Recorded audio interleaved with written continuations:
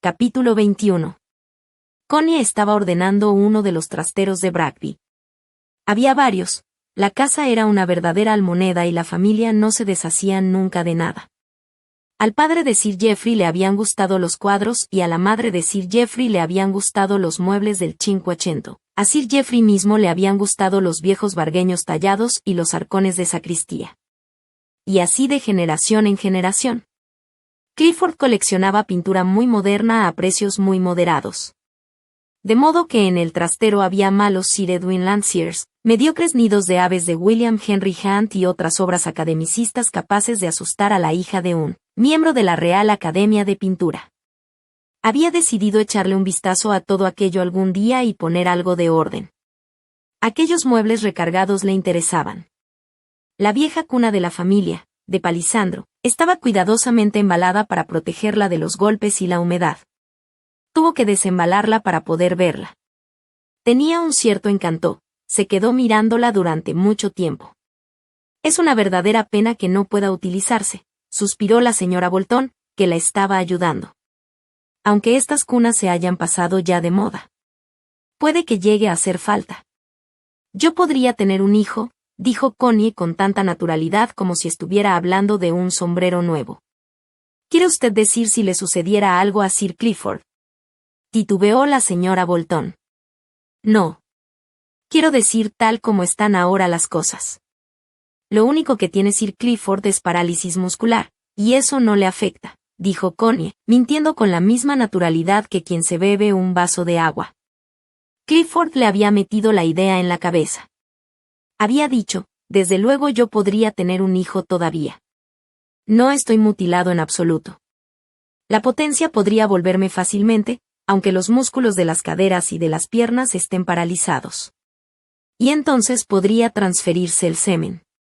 Realmente se sentía, cuando tenía aquellos periodos de energía y trabajaba tan intensamente en el asunto de las minas, como si estuviera recuperando su potencia sexual. Connie le había mirado con horror. Pero había reaccionado inmediatamente para utilizar su sugestión en favor propio. Porque iba a tener un hijo si podía, pero no de él. La señora Bolton se quedó un momento sin aliento, desconcertada. No se lo creía, había trampa en aquello. Sin embargo, los médicos pueden hacer tantas cosas hoy día. Quizás pudieran hacer algo así como injertar el semen. Bien, Excelencia, espero y rezo porque sea posible. Sería maravilloso para usted y para todo el mundo. Cielos, un niño en Bragby, todo sería diferente. ¿Verdad que sí? Dijo Connie. Y eligió 3 cuadros de académicos de unos 60 años antes para enviárselos a la duquesa de Shortlands para su próxima subasta benéfica. La llamaban la duquesa de la tómbola, y se pasaba el tiempo pidiendo a todo el mundo en el condado que le mandara cosas para vender. Estaría encantada. Con los 3 académicos enmarcados. Quizás viniera incluso a visitarles para dar las gracias. Qué furioso se ponía Clifford cada vez que venía. Dios mío. Pensaba para sí la señora Bolton. ¿Nos está preparando para recibir a un hijo de Oliver Mellers? Dios santo, eso significaría un niño de Tebersal en la cuna de Bragby, desde luego. Y no sería ningún desdoro para la cuna. Entre otras monstruosidades había en aquel trastero una caja bastante grande de laca negra y de construcción ingeniosa, hecha unos 60 o 70 años antes y provista de todos los departamentos imaginables. En la parte de arriba un juego de baño concentrado, cepillos, frascos, espejos, peines, cajitas e incluso 3 navajitas de afeitar con fundas, vacía y todo. Debajo había una especie de juego de escritorio, secantes, plumas, tinteros, papel, sobres, agendas. Luego un costurero completo con tijeras de 3 tamaños, dedales, agujas, hilo y seda, huevo para zurcir, todo de la mejor calidad y de un acabado perfecto. Había además un pequeño botiquín con frascos etiquetados, láudano, tintura de mirra, esencia de clavo, etc., pero vacíos. Todo era absolutamente nuevo, y el mueblecillo, cerrado, del tamaño de una bolsa de viaje pequeña y gruesa. Dentro todo tenía su sitio exacto, como en un rompecabezas. El líquido de los frascos no podía derramarse porque no quedaba sitio para ello. Aquel objeto estaba maravillosamente pensado y realizado, una excelente artesanía de estilo victoriano. Pero de alguna manera era monstruoso. Alguno de los Chatterley debía haberse dado cuenta de ello, porque aquella cosa no se había llegado a usar nunca. Era un trasto sin alma. Pero la señora Bolton estaba impresionada. Mire qué magníficos cepillos, tan caros, incluso las brochas de afeitar, 3 brochas perfectas. Oh. Y estas tijeras. De lo mejor que se podía comprar. Oh, son una monada. ¿Le gusta? Dijo Connie. Puede quedársela. Oh, no, Excelencia. Claro que sí. Si no, estará aquí tirada hasta el día del juicio. Si usted no la quiere, se lo mandaré a la duquesa con los cuadros, y no se merece tanto. Llévesela usted. Oh, Excelencia, no sé cómo podré agradecérselo. Ni lo intente, rió Connie. Y la señora Bolton descendió pomposamente con la caja grande y de un negro intenso entre los brazos, con la cara de un rubor intenso por la emoción. El señor Betts la llevó en el calesín con la caja hasta su casa del pueblo. Y no pudo por menos de invitar a algunas amistades para que la vieran, la maestra, la mujer del boticario, la señora Whedon, esposa del ayudante del cajero. Les pareció maravillosa. Y luego comenzó el comadreo sobre el niño de Lady Chatterley. Nunca se acabarán los milagros, dijo la señora Whedon. Pero la señora Bolton estaba convencida de que si había niño sería hijo de Sir Clifford. Así que, poco tiempo después el rector le dijo amablemente a Clifford, ¿podemos esperar realmente un heredero en Bragby? Ah, eso sería una prueba de la misericordia divina, desde luego. Bien. Puede esperarse, dijo Clifford con una ligera ironía y al mismo tiempo un cierto convencimiento. Había empezado a creer que realmente era posible, incluso podría ser hijo suyo. Luego, una tarde, llegó Leslie Winter, el caballero Winter, como le llamaba todo el mundo, delgado, inmaculado y con 70 años, un caballero de pies a cabeza, como decía la señora Bolton a la señora Betts. Hasta el último milímetro, desde luego. Y con su forma de hablar anticuada y afectadamente vacilante parecía más pasado de moda que las pelucas con redecilla. El tiempo, en su fugacidad, derrama estas preciosas plumas antiguas. Discutieron sobre las minas. La idea de Clifford era que su carbón, incluso el de peor calidad, podía transformarse en un combustible de alta concentración que ardería produciendo grandes temperaturas si se le proporcionaba un determinado aire acidulado y húmedo a altas presiones. Se había observado desde hacía mucho tiempo que cuando soplaba un viento fuerte y húmedo, la escombrera ardía con un fuego muy vivo, apenas producía humos y dejaba una ceniza de un fino polvillo en vez de la gravilla rosada. ¿Pero dónde se encontrarían los motores adecuados para quemar ese combustible?, preguntó Winter. Los construiré yo mismo. Y yo mismo utilizaré mi combustible. Venderé energía eléctrica. Estoy seguro de que puede hacerse. Si puede hacerse sería espléndido, muchacho. Ah. Espléndido. Si pudiera ayudar en algo estaría encantado. Me temo que estoy algo pasado de moda y que mis minas son como yo. Pero quién sabe, cuándo yo desaparezca quizás las tomen hombres como tú. Espléndido. Eso dará otra vez trabajo a todo el mundo y no te verás obligado a tener que vender el carbón o dejar de venderlo. Una idea espléndida y espero que tenga éxito. Si yo tuviera hijos, no me cabe duda de que se les ocurrirían ideas actuales para Shipley, sin duda. Por cierto, muchacho, ¿tiene algún fundamento ese rumor de que hay ciertas esperanzas de que Bragby tenga un heredero? ¿Existe ese rumor?, preguntó Clifford. Bueno, muchacho, Marsal, de Fillingwood, me lo preguntó, eso es todo lo que puedo decir sobre un rumor. Desde luego yo no lo repetiría por nada del mundo, a no ser que tenga alguna base. Pues, señor, dijo Clifford con cierta incomodidad pero con un extraño brillo en los ojos, existe una esperanza. Existe una esperanza. Winter cruzó la habitación y estrechó la mano de Clifford. Muchacho, no puedes imaginarte lo que significa para mí oír eso. y escuchar que estás dedicado al trabajo en la esperanza de tener un hijo, y que quizás puedas volver a dar trabajo a todo el mundo en Teversal. Ah, muchacho. Mantener el nivel de la raza y tener un puesto disponible para todo el que quiera trabajar. El anciano estaba realmente conmovido. Al día siguiente, Connie estaba colocando un ramo de grandes tulipanes amarillos en un florero de cristal. Connie, dijo Clifford, ¿sabías que corre por ahí el rumor de que vas a dar un hijo y heredero a Bragby? Connie sintió un oscuro terror, pero permaneció en silencio, tocando las flores. No. Dijo. ¿Es una broma? ¿O es mala intención? Él hizo una pausa antes de contestar. Ninguna de las dos cosas. Espero. Confío en que llegue a ser una profecía. Connie siguió ocupándose de las flores. He recibido una carta de mi padre esta mañana, dijo ella.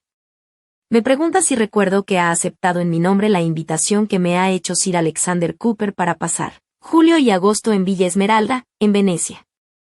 ¿Julio y agosto? Dijo Clifford. Oh, no me quedaría tanto tiempo. ¿Estás seguro de que tú no quieres venir? No quiero ir al extranjero, dijo Clifford sin pérdida de tiempo. Ella llevó las flores a la ventana. ¿Te importa que yo vaya? Dijo ella. Ya sabes que era una promesa para este verano. ¿Cuánto tiempo estarías? 3 semanas quizás. Se produjo un silencio durante algún tiempo. Bien, dijo Clifford lentamente y un tanto lúgubre. Supongo que podría resistirlo durante 3 semanas, si estuviera absolutamente seguro de que ibas a tener ganas de volver. Claro que las tendría, dijo ella con una tranquila sencillez cargada de convencimiento. Estaba pensando en el otro hombre. Clifford advirtió su seguridad y de alguna forma creyó en ella, creyó que era por él. Se sintió inmensamente aliviado y repentinamente alegre. En ese caso creo que no habrá problema, ¿no te parece? Eso creo, dijo ella. ¿Te gustará el cambio? Lo miró con unos extraños ojos. Azules. Me gustaría volver a ver Venecia, dijo, y bañarme en una de las islas de grava de la laguna. Ya sabes que no aguanto el Lido. Y me imagino que no van a gustarme Sir Alexander Cooper y Lady Cooper. Pero si está allí Hilda y tenemos una góndola para nosotras, creo que puede ser encantador. Me gustaría que vinieras. Lo dijo sinceramente. Le gustaría muchísimo hacerle feliz de aquella manera. Sí, pero imagínate mi papel en la Gare du Nord o en el muelle de Cailláis. ¿Y por qué no? Se ve a otros heridos de guerra llevados en camillas. Además nosotros haríamos todo el viaje en coche. Tendríamos que llevar 2 criados. Oh, no. Podemos arreglarnos con Phil. Siempre habría otro allí. Pero Clifford sacudió la cabeza. Este año no, querida. Este año no. Probablemente lo intentaré al año que viene. Ella se alejó entristecida. Al año siguiente. ¿Qué traería el año próximo? Ella misma no deseaba realmente ir a Venecia, no en aquel momento en que existía el otro hombre. Pero iba a ir como una especie de disciplina, y además porque, si tuviera un niño, Clifford podría pensar que había tenido un amante en Venecia. Ya estaban en mayo, y era en junio cuando se pondrían en marcha. Siempre aquellos arreglos. Siempre alguien arreglándole la vida a uno.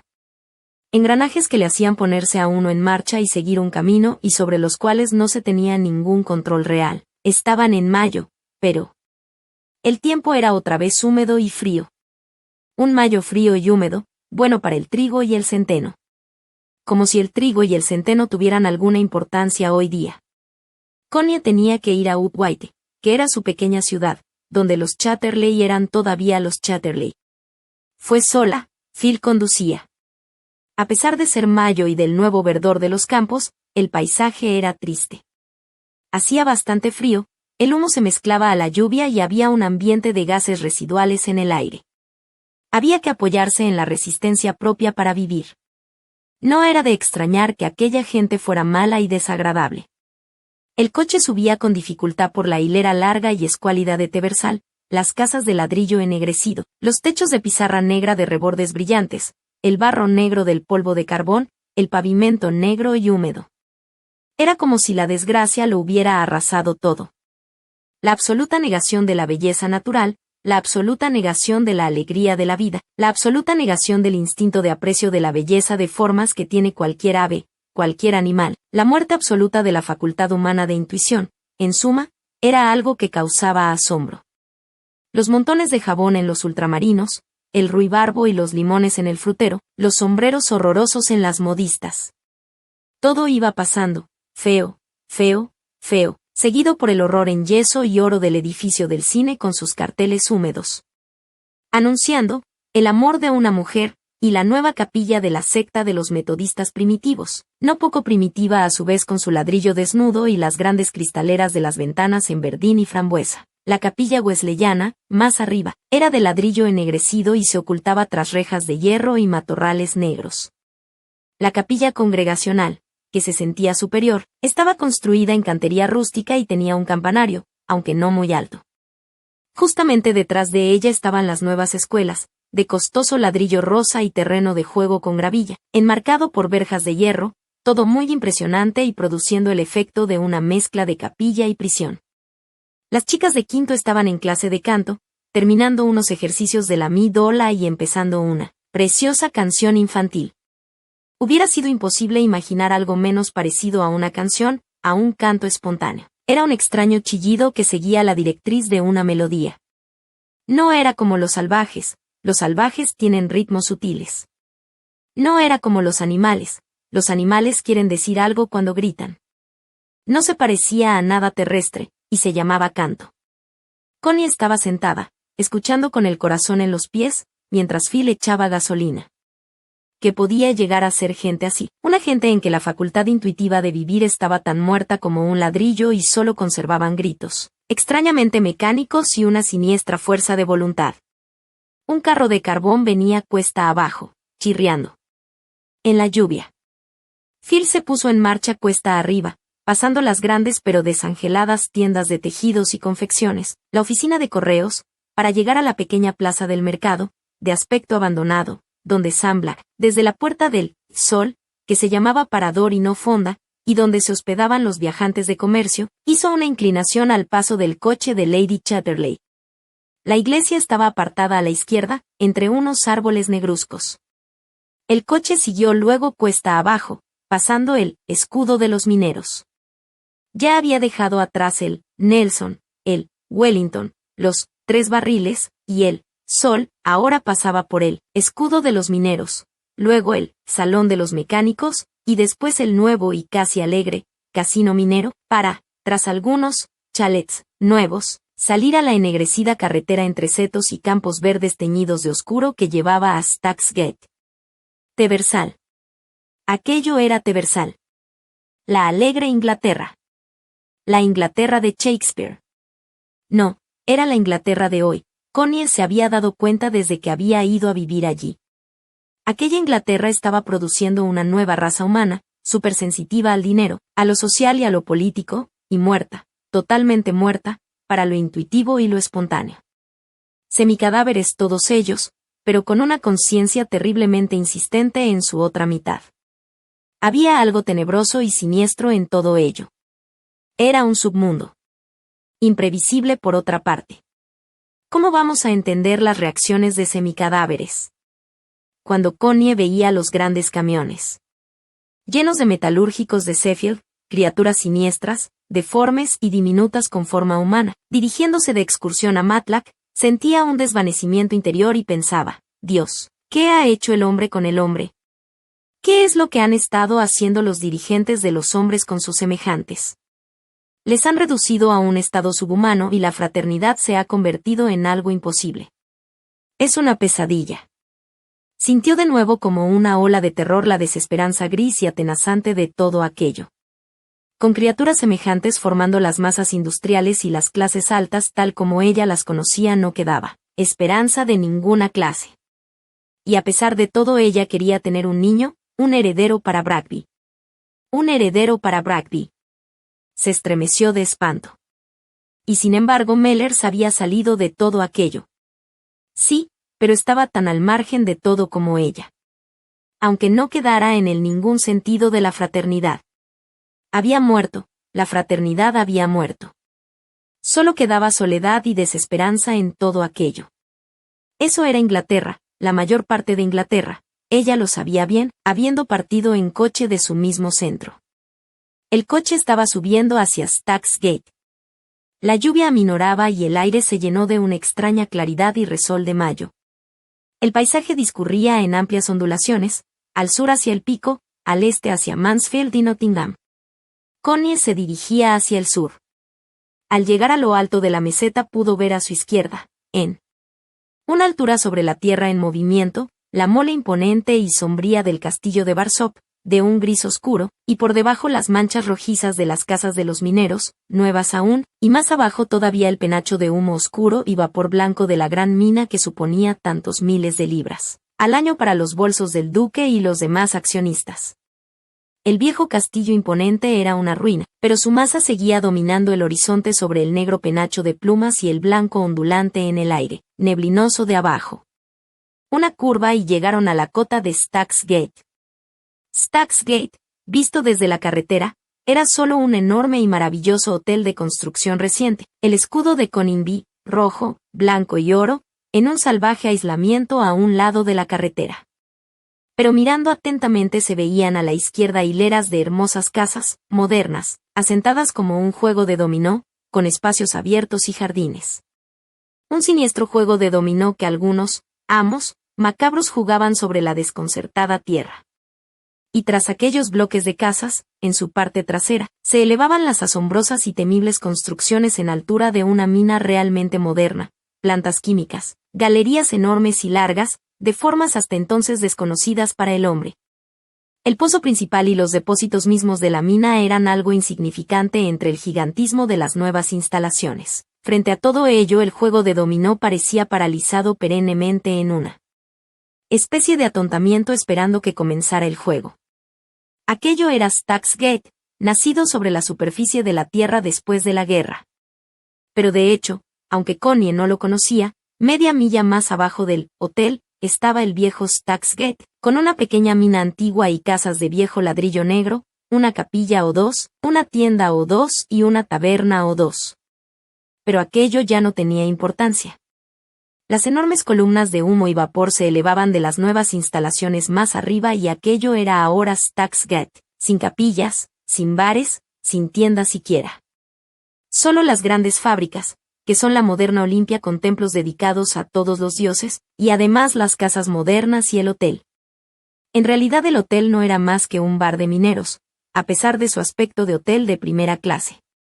Había sido incluso después de la llegada de Connie a Bragby cuando aquel lugar nuevo se había levantado sobre la superficie de la tierra y las viviendas modernas se habían llenado de una canalla procedente de todas partes, para cazar furtivamente los conejos de Clifford, entre otras ocupaciones.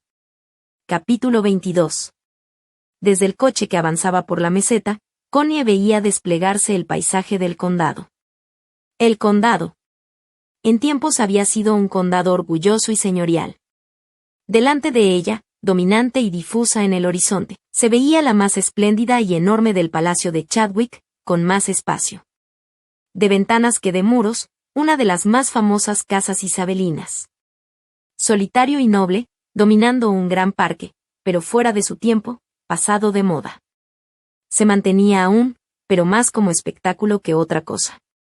Mirad la magnificencia de nuestros antepasados. Aquello era el pasado. El presente estaba abajo. Solo Dios sabe dónde estará el futuro. El coche estaba ya enfilando la curva que desciende hacia Udwaite entre pequeñas casas ennegrecidas de mineros. Y Udwaite, en un día húmedo, exhibía un verdadero despliegue de penachos de humo y vapor en homenaje a quién sabe qué dioses. Udwaite, en la hondonada del valle, cruzado por los hilos de acero del ferrocarril a Sheffield, con las minas de carbón y las acerías despidiendo humo y resplandores a través de largos tubos, y la patética y minúscula torre espiral de la iglesia amenazando ruina, pero atravesando aún la humareda, producía siempre un extraño efecto en Connie. Era un antiguo pueblo de mercado, centro de los valles. Uno de los albergues principales se llamaba el Escudo de Chatterley. Allí, en Udwaite, Bragby se llamaba Bragby, como si fuera un pueblo entero y no simplemente una casa. No era como para los forasteros, el palacio de Bragby, cerca de Teversal. Era Bragby, el solar de un lineage. Las casas de los mineros, teñidas de negro, se elevaban al mismo nivel sobre el pavimento, con esa intimidad y recogimiento de los hogares mineros con más de 100 años. Bordeaban todo el camino. La carretera se había convertido en calle, y al ir bajando se olvidaba inmediatamente el paisaje abierto y ondulante donde los castillos y palacios seguían teniendo una presencia dominante, pero de fantasmas. Ahora se estaba escasamente por encima de la maraña de las desnudas redes ferroviarias, y las fundiciones y otras instalaciones fabriles se alzaban ante uno hasta llegar a verse solo muros. Y el hierro crujía con un eco repetido y enorme. Grandes camiones hacían temblar la tierra y se oía el pitido de las sirenas. Y, sin embargo, una vez que se había llegado abajo, al corazón de los vericuetos retorcidos del pueblo, detrás de la iglesia, se volvía a estar en el mundo de 2 siglos atrás, en el laberinto de calles donde estaba el escudo de Chatterley y la vieja farmacia, calles que solían conducir al mundo salvaje y abierto de los castillos y de los nobles palacios de recreo. Pero en la esquina un policía levantó el brazo mientras pasaban 3 camiones cargados de hierro haciendo estremecerse a la antigua iglesia. Y hasta que no hubieron pasado los camiones no pudo saludar a su excelencia. Así era. En la vieja parte burguesa de calles retorcidas se apilaban las ennegrecidas casas de los mineros bordeando la ruta. Inmediatamente después comenzaban las alineaciones más nuevas, de color más rosado y de casas algo más grandes rellenando el valle, eran las casas de los obreros más recientes. Pasada esta zona, en la amplia región de los castillos, el humo se mezclaba con el vapor y parche tras parche de ladrillo rojizo al desnudo descubrían las nuevas instalaciones mineras, a veces ocultas en las hondonadas, a veces indecorosamente feas en el contorno de las laderas. Y entre medias de todo ello los restos desperdigados de la antigua Inglaterra de las diligencias y las casas de campo, de la Inglaterra incluso de Robin de los Bosques, donde vagaban los mineros cuando no estaban trabajando, con el ánimo deprimido de los instintos deportivos sin objeto. Inglaterra, mi Inglaterra. Pero, ¿cuál es mi Inglaterra? Las suntuosas mansiones de Inglaterra son buen tema para la fotografía y crean la ilusión de una continuidad con lo isabelino. Los hermosos palacios antiguos siguen ahí desde los días de la reina Ana y Tom Dones. Pero el polvillo del carbón cae y ennegrece el enlucido grisáceo que hace mucho dejó de ser de un amarillo dorado, y uno tras otro, como los majestuosos castillos, han ido quedando abandonados. Ahora se están demoliendo. En cuanto a los cottages de Inglaterra, ahí están, grandes emplastos de casas de ladrillo en el campo desolado. Ahora se destruyen los majestuosos palacios y las mansiones georgianas desaparecen también. Fritchley, un antiguo y perfecto ejemplo de arquitectura georgiana, estaba siendo demolido cuando Connie pasó con el coche. Se mantenía en perfecto estado, los Weatherly habían vivido lujosamente allí hasta la guerra. Pero ahora era demasiado grande, demasiado caro y la zona demasiado desagradable. La nobleza huía hacia lugares más placenteros donde poder gastar el dinero sin verse obligados a ver cómo se ganaba. Esta es la historia. Una Inglaterra eliminando a la otra. Las minas habían llevado la riqueza a los palacios. Ahora estaban acabando con ellos como antes habían acabado con las casas de campo. La Inglaterra industrial acaba con la Inglaterra agrícola. Un significado elimina al otro. La nueva Inglaterra acaba con la vieja Inglaterra. Y la continuidad no es orgánica, sino mecánica. Perteneciendo Connie a las clases altas, se había aferrado a los restos de la vieja Inglaterra. Le había costado años darse cuenta de que estaba siendo anulada por aquella terrible Inglaterra nueva e implacable, y que el proceso de destrucción continuaría hasta ser completo. Fritchley había desaparecido, Eastwood había desaparecido, Shipley estaba desapareciendo, el adorado Shipley del caballero Winter. Connie paró un momento en Shipley. Las puertas del parque, en la parte trasera, se abrían al lado del paso a nivel del tren de la mina. La mina misma estaba nada más pasar los árboles.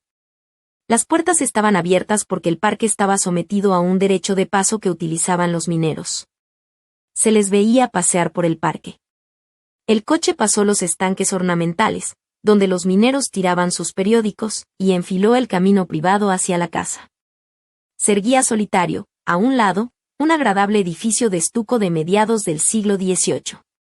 Tenía un hermoso paseo de tejos que en tiempos había bordeado el camino hacia una casa más antigua, y el palacio se desplegaba serenamente, como si hiciera alegres guiños con sus ventanas georgianas. Detrás había unos jardines realmente hermosos. A Connie el interior le gustaba mucho más que Bragby. Era más ligero, más vivo, más estilizado y elegante. Las habitaciones estaban revestidas de marquetería pintada en crema, los techos retocados en oro y todo se mantenía con un orden exquisito. Los detalles eran perfectos, sin preocupación por el gasto. Incluso los pasillos conseguían ser amplios y agradables, suavemente curvados y llenos de vida. Pero Leslie Winter estaba solo. Había sentido adoración por su casa. Y el parque estaba bordeado por 3 de sus propias minas. Había sido un hombre de ideas generosas. Casi le había alegrado conceder el acceso de los mineros al parque. ¿No le habían hecho ellos rico? Así, cuando veía aquellas bandas de desarrapados vagando en torno a sus estanques ornamentales no en la parte privada del parque, no, hasta ahí no llegaba su generosidad, había dicho. Quizás los mineros no sean tan decorativos como los ciervos, pero son mucho más productivos. Pero aquello era en la dorada, monetariamente, última mitad del reinado de la reina Victoria. Los mineros eran entonces buenos trabajadores. Winter había pronunciado aquel discurso, casi disculpándose, ante su invitado el príncipe de Gales.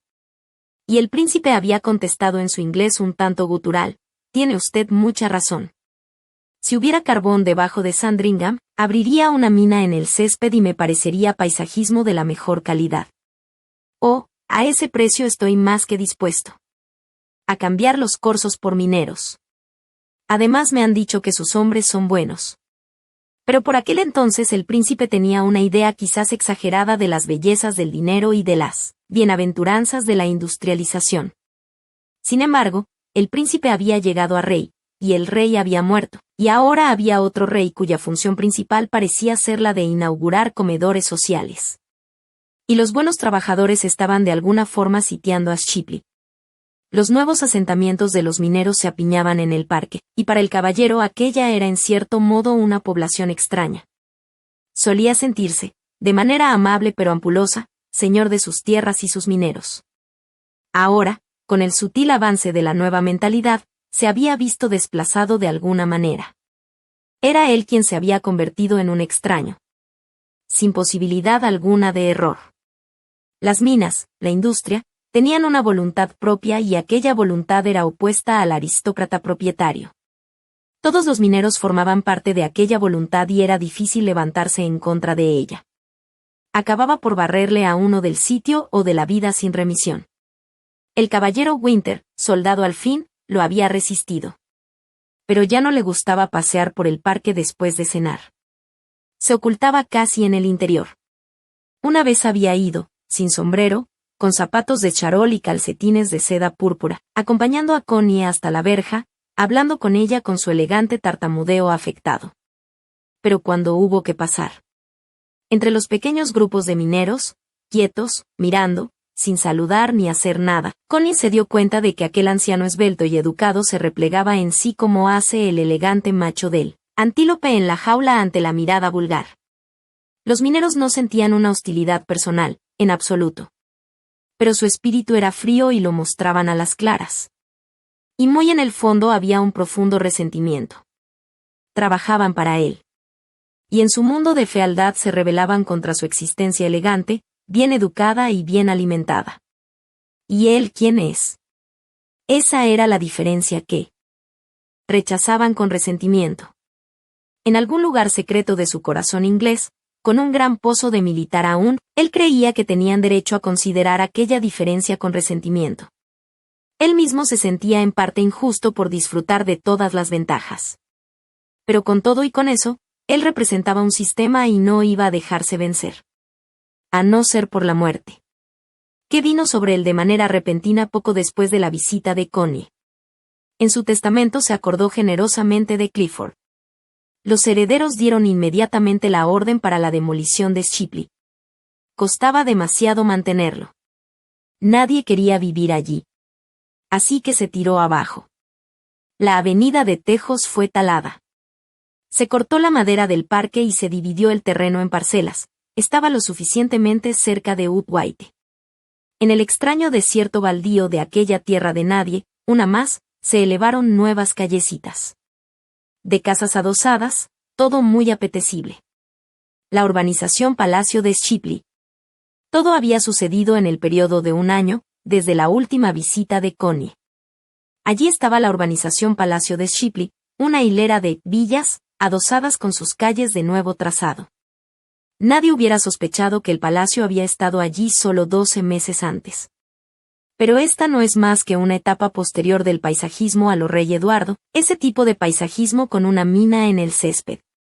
Una Inglaterra acaba con la otra. La Inglaterra de los caballeros Winter y de los palacios de Bragby había desaparecido, estaba muerta. Pero la eliminación no era completa todavía. ¿Qué vendría después? Connie no era capaz de imaginarlo. Solo podía ver las nuevas calles de casas de ladrillo comiendo terreno al campo, las nuevas torres en las minas, las nuevas chicas con sus medias de seda, los nuevos jóvenes mineros apilándose en el palacio del baile o en el casino minero. La nueva generación había perdido hasta el recuerdo de la vieja Inglaterra. Había una fisura en la continuidad de la conciencia, algo casi americano, pero en realidad de raíz puramente industrial. ¿Qué sería lo siguiente? Connie presentía que no habría continuación. En consecuencia, quería esconder su cabeza en la arena, o por lo menos en el regazo de un hombre vivo. El mundo era tan complicado, tan siniestro y macabro. La gente vulgar era tanta y realmente tan horrible. Eso es lo que le parecía mientras se dirigía hacia casa y veía a los mineros alejándose lentamente de los pozos, de un gris negruzco, distorsionados, un hombro más alto que el otro, arrastrando sus pesados zuecos con herraduras. Caras de un gris subterráneo, ojos desmesuradamente blancos, cuellos doblados por el techo de la mina, hombros deformados. Hombres. Hombres. Y en cierta forma hombres buenos y sufridos. Pero por otra parte inexistentes. Algo que los hombres deben tener había sido extirpado en ellos. Y a pesar de todo eran hombres. Tenían hijos. Una podía tener un hijo de ellos. Terrible, terrible pensamiento. Eran buenos y amables. Pero eran solo la mitad más gris del ser humano. Hasta ahora seguían siendo buenos. Pero incluso aquello era solo la bondad de su incompletez. Supongamos que la parte muerta en ellos se levantara alguna vez. Pero no, era demasiado horrible pensarlo. Connie tenía un miedo total a las masas obreras. Le parecían tan siniestras. Una vida desprovista de toda belleza, sin intuición, siempre, en el pozo. Niños de hombres como aquellos. ¡Oh Dios! ¡Oh Dios! Y sin embargo Mellers venía de un padre así. No del todo. 40 años habían producido una diferencia, una tremenda diferencia en la humanidad. El hierro y el carbón habían carcomido profundamente los cuerpos y las almas de los hombres. La fealdad hecha carne y además viva. ¿Qué sería de todos ellos? Quizás con la decadencia del carbón también volverían a desaparecer ellos de la faz de la tierra. Habían surgido de la nada por miles respondiendo a la llamada del carbón. Quizás eran solo una fauna siniestra de los filones carboníferos. Criaturas de otro mundo, partículas elementales de los elementos del carbón, como los metalúrgicos eran partículas elementales de los elementos del hierro. Hombres que no eran hombres, sino ánimas de carbón, hierro y arcilla. Fauna de los elementos carbono, hierro y silicio, partículas elementales. Tenían quizás algo de la belleza siniestra e inhumana de los minerales, el lustre del carbón, el peso, el color azul y la resistencia del hierro, la transparencia del cristal. Criaturas elementales, siniestras y deformes, del mundo mineral. Eran parte del carbón, el hierro y el barro, como los peces son parte del mar y los gusanos de la madera muerta. El alma de la desintegración mineral. Connie se alegró de volver a estar en casa, de ocultar la cabeza en la arena. Se alegraba incluso de poder charlar con Clifford, porque su miedo a los Midlands mineros y metalúrgicos la afectaba con un extraño sentimiento que la invadía por completo, como la gripe. Naturalmente tuve que tomar el té en la tienda de la señorita Bentley, dijo. Sí. Winter te habría invitado en su casa. Oh, sí, pero no me atrevía a decirle que no a la señorita Bentley. La señorita Bentley era una soltera apergaminada con una nariz más bien grande y una personalidad romántica, que servía el té con atenta intensidad, digna de un sacramento. ¿Preguntó por mí? Dijo Clifford. Desde luego. Puedo preguntar. A su excelencia, ¿cómo se encuentra Sir Clifford? Creo que te valora incluso por encima de la enfermera Quebel. Y supongo que le dirías que me va mejor que nunca. Sí. Y parecía tan extasiada como si le hubiera dicho que los cielos se habían abierto ante ti.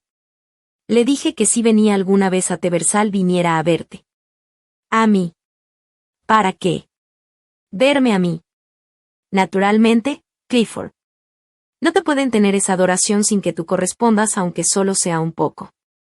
Para ella, San Jorge de Capadocia es poco comparado contigo. ¿Y crees que vendrá? Oh, se ruborizó. Y por un momento pareció hasta guapa, la pobre. ¿Por qué no se casarán los hombres con las mujeres que realmente les adorarían? Las mujeres empiezan a adorar demasiado tarde. ¿Pero dijo que vendría? Oh. Connie imitaba a la jadeante señorita Bentley. Su excelencia, no sé si me atreveré a tomarme esa libertad. Tomarse la libertad. ¡Qué absurdo! Pero deseo por lo más sagrado que no aparezca por aquí. ¿Y qué tal su té? Oh, Lipton's, y muy fuerte. Pero, Clifford, ¿te das cuenta de que eres el Roman del arroce de la señorita Bentley y de muchas como ella? Pues no me siento nada halagado.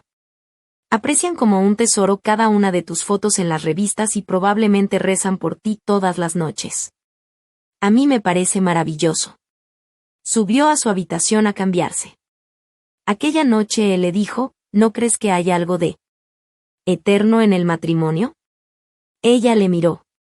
Pero, Clifford, haces que la eternidad suene como una tapadera o como una cadena muy larga, que hubiera que llevar a rastras siempre por lejos que uno vaya. Él la miró desconcertado.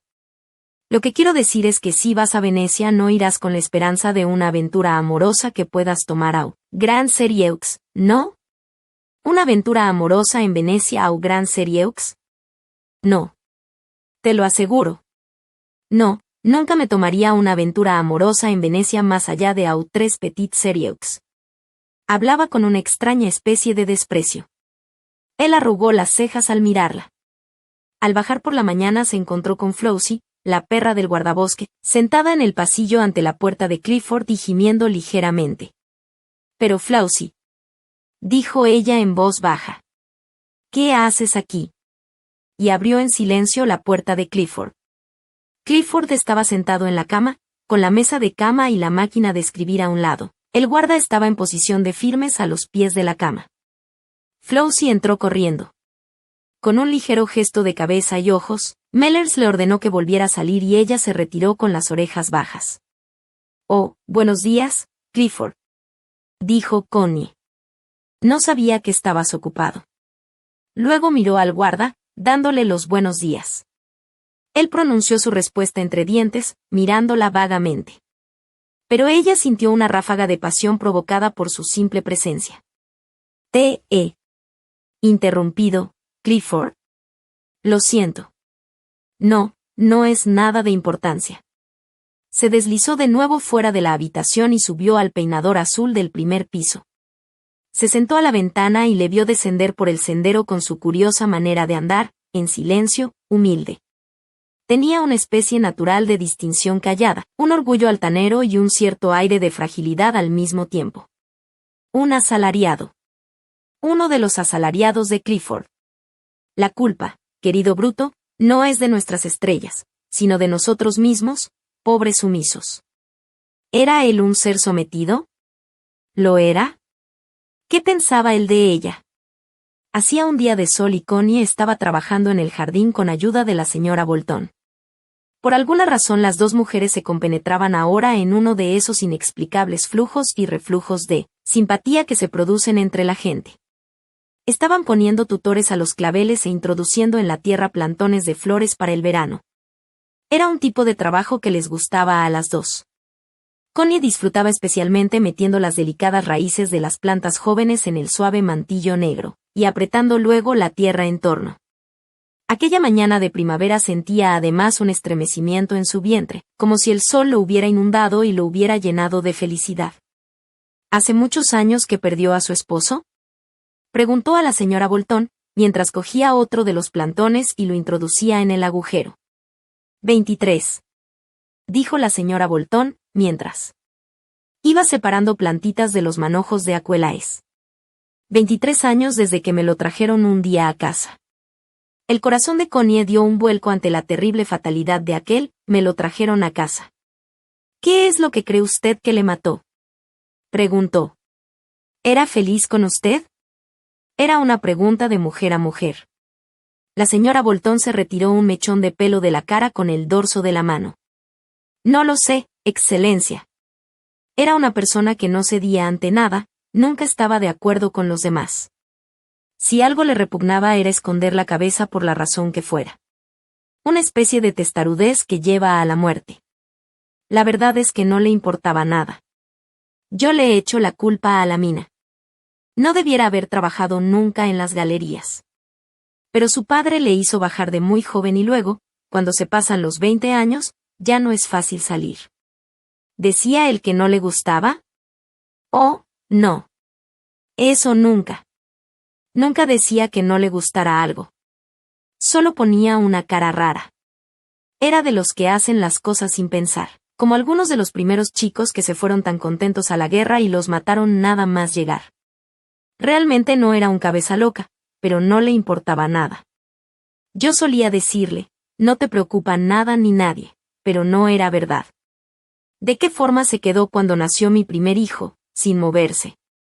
Sentado, y los ojos de fatalidad con que me miró cuando acabó todo. Yo lo pasé muy mal, pero fui yo quien le tuvo que dar ánimos a él. Ya ha pasado, cariño, ya ha pasado, le dije. Y me miró y sonrió con aquella extraña sonrisa. Nunca decía nada. Pero creo que después nunca volvió a disfrutar conmigo por la noche, nunca se entregaba del todo. Yo le decía, vamos, ven conmigo, cariño. A veces le hablaba en dialecto. Y él no contestaba nada. Pero no se entregaba, o no podía. No quería que yo tuviera más hijos. Siempre le eché la culpa a su madre por haberle dejado en la habitación durante el parto. No tenía que haber estado allí. Los hombres le dan mucha más importancia a las cosas de la que tienen, una vez que se ponen a darle vueltas a la cabeza. ¿Le parecía tan importante?, dijo Connie asombrada. Sí. De alguna manera todo aquel dolor no le parecía algo natural. Y aquello destruyó el placer de su corta vida de matrimonio. Yo le decía, si a mí no me importa, ¿por qué te importa a ti? Eso es cosa mía. Pero lo único que contestaba era, no es justo. Quizás era demasiado sensible, dijo Connie. Exactamente. Cuando se llega a conocer a los hombres, eso es lo que son, demasiado sensibles a lo que no deben serlo. Y yo creo que sin saberlo odiaba la mina, no la aguantaba. Parecía tan tranquilo cuando estaba muerto, como si fuera libre entonces. Era tan guapo. Me partía el corazón verle tan quieto, con aquel aspecto de pureza, como si hubiera deseado la muerte. Me partía el corazón, se lo aseguro. Fue la mina. Derramó algunas lágrimas amargas y Connie lloró aún más que ella. Era un día caluroso de primavera, con un aroma de tierra y de flores amarillas. Los capullos se henchían y el jardín mismo parecía pleno de la savia del sol. Tiene que haber sido horrible para usted, dijo Connie. Oh, Excelencia. Al principio no me daba bien cuenta. Solo era capaz de decir, cariño, ¿por qué has decidido abandonarme? Era lo único que yo me sentía capaz de gritar. Pero de alguna forma estaba segura de que volvería. Pero él no quería abandonarla, dijo Connie. Oh no, Excelencia. Era un desahogo estúpido. Y seguía esperándole. Especialmente por las noches. Me despertaba pensando, ¿por qué no está conmigo en la cama? Era como si mis sentimientos no creyeran que se había ido. Estaba convencida de que tenía que volver y estar acostado a mi lado para que yo pudiera sentirle. Eso era todo lo que quería, sentirlo allí conmigo, con su calor. Y me costó 1000 disgustos hasta llegar a darme cuenta de que no volvería. Me costó años. Su contacto, dijo Connie. Eso es, excelencia, su contacto. Todavía no lo he superado hoy y no lo superaré nunca. Y si arriba hay un cielo, él estará allí y se acostará a mi lado para que yo pueda dormir. Connie observó aquella cara hermosa, pensativa, asustada. Otra alma apasionada que venía de Teversal. Su contacto. Porque los lazos del amor son duros de desatar. Es horrible una vez que un hombre ha entrado en nuestra sangre. Dijo. Oh, excelencia. Y eso es lo que la llena a una de amargura. Se tiene la impresión de que la gente quería que muriera. Se cree que la mina quería matarle. Tengo la impresión de que si no hubiera sido por la mina y los que la manejan, no me habría abandonado. Pero todos ellos hacen lo posible por separar a un hombre y a una mujer cuando están juntos. Cuando están físicamente juntos, dijo Connie. Exactamente, excelencia. Hay una multitud de corazones de piedra en el mundo. Y todas las mañanas cuando se levantaba para ir a la mina yo estaba segura de que era un error, un error. Pero ¿qué otra cosa podía hacer? ¿Qué puede hacer un hombre? En la mujer se avivaba un extraño odio. ¿Pero puede durar un contacto tanto tiempo? Preguntó Connie de repente. ¿Tanto como para sentirlo durante tanto tiempo? Oh, excelencia, ¿y qué otra cosa puede durar? Los hijos crecen y se van. Pero el hombre, Pero hasta eso tratan de matar en nosotros, el recuerdo mismo de su contacto. Hasta los propios hijos. Claro. Podríamos haber llegado a separarnos. ¿Quién sabe? Pero el sentimiento es algo diferente. Quizás fuera mejor que no le importara a una. Pero cuando veo a las mujeres que nunca han sentido hasta dentro el calor de un hombre, me parecen pobres lechuzas desplumadas, por mucho que se vistan y presuman. No, yo seguiré pensando igual. No siento mucho respeto por la gente. Capítulo 23. Connie fue directamente al bosque después de comer. Hacía realmente un día magnífico, con los primeros dientes de león como soles y la blancura de las primeras margaritas. El matorral de avellanos era como un encaje de hojas a medio abrir y amentos perpendiculares cubiertos de polvo.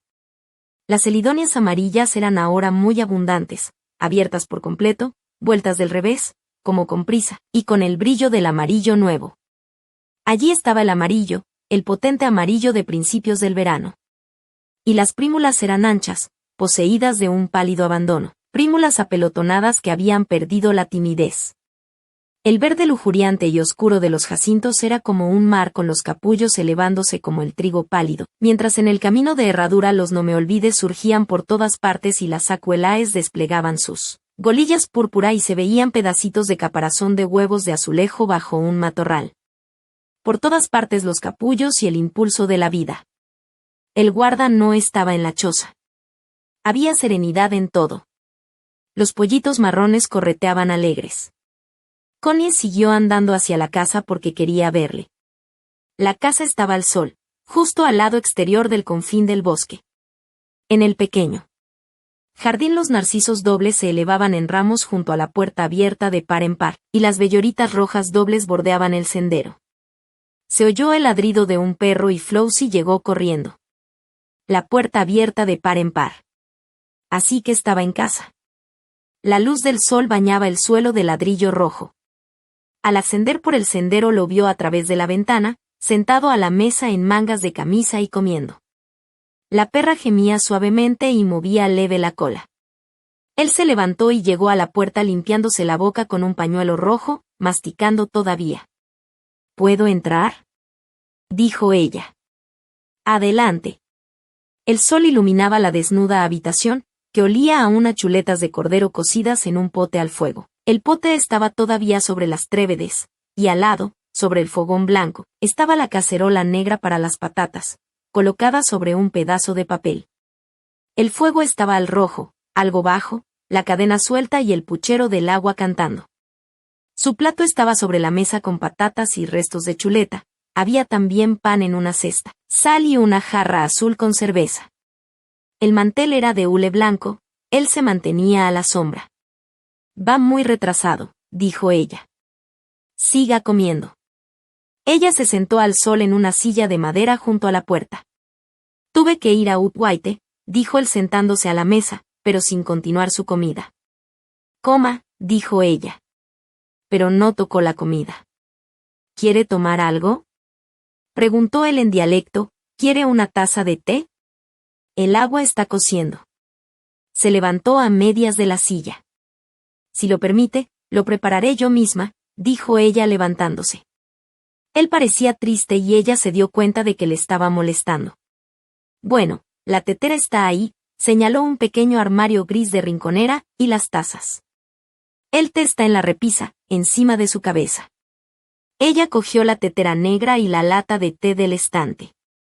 Enjuagó la tetera con agua caliente y se quedó un momento dudando sobre dónde vaciarla.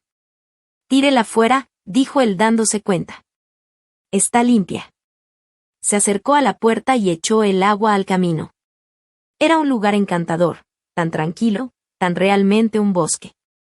Los robles empezaban a apuntar hojas de un ocre amarillento. Las belloritas rojas eran como botones de peluche vermellón. Miró la gran losa de arenisca del umbral, atravesado ahora por tan pocos pies. Es maravilloso esto, dijo ella. Un silencio tan hermoso, todo está vivo y callado. Él estaba comiendo de nuevo, lentamente y de mala gana. Ella pudo darse cuenta de que había perdido el ánimo. Hizo el té en silencio y puso la tetera en la repisa interior de la chimenea, como sabía que hacía la gente. Él echó el plato a un lado y fue a la habitación de atrás. Se oyó el clic de un aldabón. Luego volvió con un queso en una fuente. Y mantequilla. Ella puso las 2 tazas en la mesa, las únicas que había. ¿Quiere una taza de té? Dijo. Por favor. El azúcar está en el armario y hay una jarrita para la leche. La leche está en una jarra en la despensa. ¿Le quito el plato? Preguntó ella. Él la miró con una sonrisa ligeramente irónica. Pero, sí, si quiere, dijo, comiendo lentamente pan y queso. Ella fue a la parte de atrás, a la galería del fregadero, donde estaba la bomba de agua. A la izquierda había una puerta, sin duda la de la despensa. La abrió y sonrió ante lo que él llamaba una despensa. No era más que un largo y estrecho armario encalado. Pero cabían allí un pequeño barril de cerveza, algunos platos y algo de comida. Cogió algo de leche de la jarra amarilla. ¿De dónde saca la leche? Preguntó ella cuando volvió a la mesa. Los Flint. Me dejan una botella al final del cercado. Ya lo conoce, el sitio donde la vi el otro día. Se le veía desanimado. Ella sirvió el té, luego levantó la jarrita de la leche. Leche no, dijo él. Luego creyó oír un ruido y miró fijamente hacia la puerta. Quizás será mejor que cerremos, dijo él. Sería una lástima, contestó ella. No va a venir nadie, ¿no?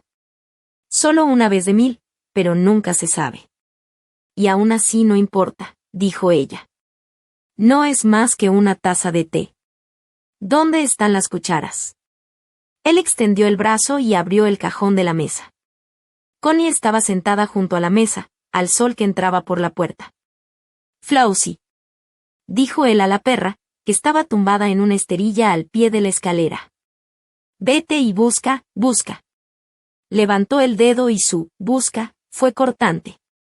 La perra salió a husmear. ¿Está usted triste hoy? Preguntó ella.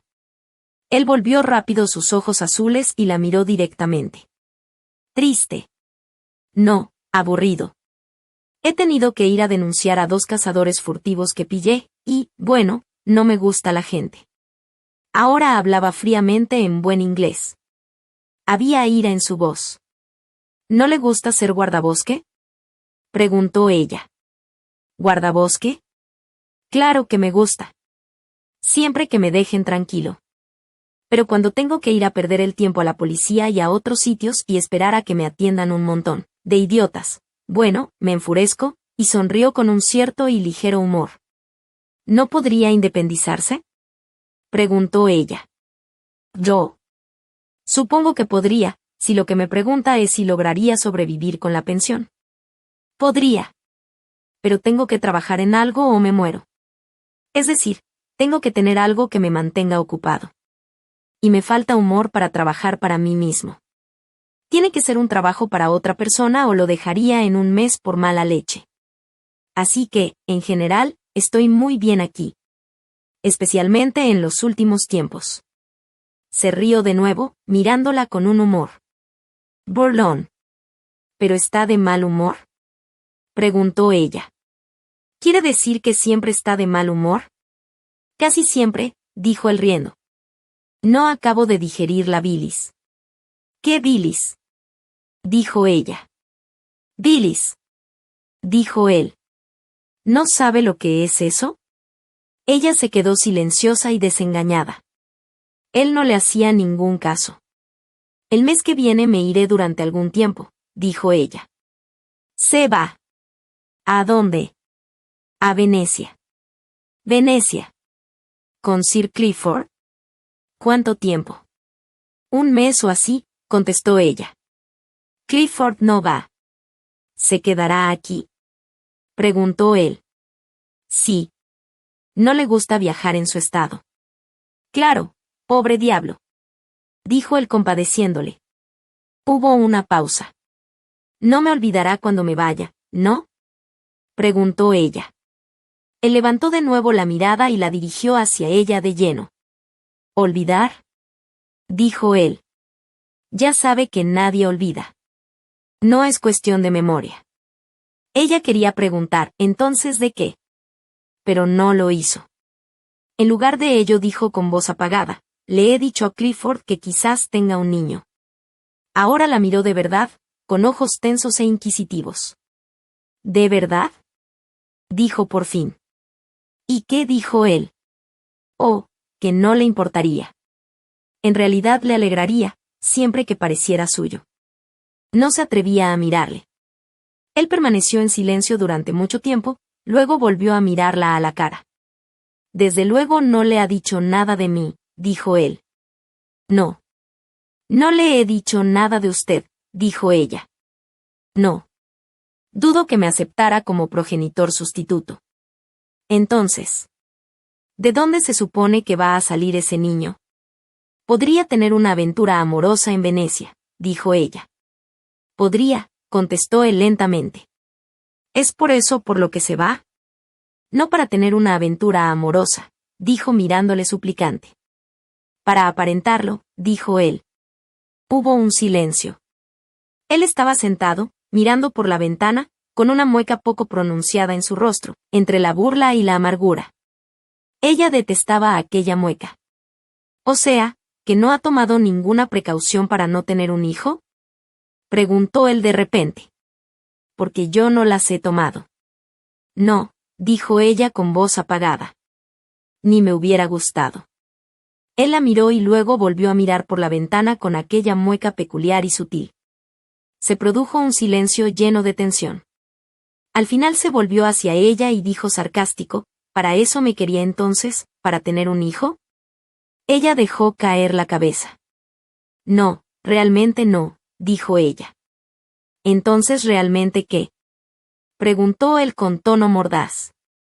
Ella le dirigió una mirada llena de reproches, diciendo, no lo sé. Él estalló en una carcajada. Pues que me maten si lo sé yo, dijo.